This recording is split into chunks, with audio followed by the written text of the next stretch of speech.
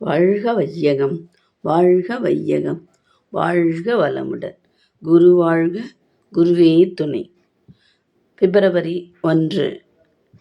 இன்றைய சிந்தனை ஆன்மீக பயிற்சியின் பயன்.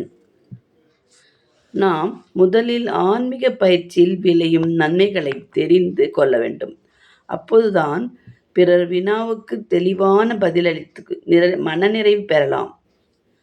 திருப்தியான பதிலை அனுபவ பூர்வமாக அறிவின் தெளிவோடு அளிக்க முடியவில்லை எனில் நமக்கே சோர்வு உண்டாகிவிடும்.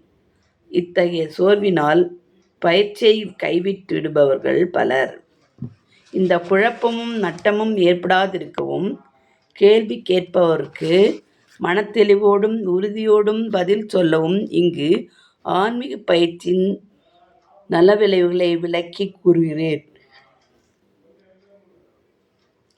1. முறையான உடற்பயிற்சியினால் நோய் வராமல் காத்து கொள்கிறோம். உள்ள நோய்களும் காலத்தால் குணமாகின்றன. குறைந்தபட்சம் நோயின் கொடுமை குறைகிறது. 2. மனிதனின் உடலை விட முக்கியமான பொருள் உயிர். அது விஞ்ஞான கருவிக்கும் எட்டாதது.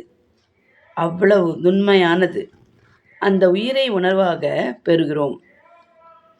தீட்சையின் முதல் நாளன்றே உயிர் மேல் மனம் வைத்து ஒன்றி ஒன்றி பழகி வர அறிவு நுண்மையும் கூர்மையும் பெறுகிறது. பயிற்சியால் அறிவு பெறும் பகுதி நுட்பம், ஆற்றல் இவை வாழ்க்கை துறைகள் அனைத்திலும் வெற்றியடைய செய்கிறது. 3.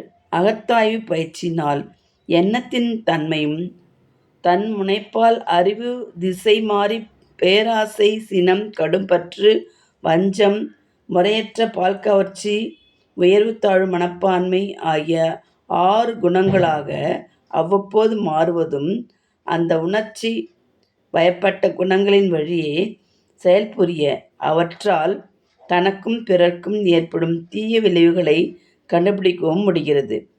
அடுத்து பயிலும் ஆசை சீரமைப்பு, சினம் தவிர்த்தல், கவலை ஒழித்தல் ஆகிய பயிற்சிகள் முறையாக பழகும்போது மனிதத்தன்மையோடு அமைதியும் இன்பமும் காத்து வாழ முடிகிறது. அருட்தந்தை வாழ்க வளமுடன்.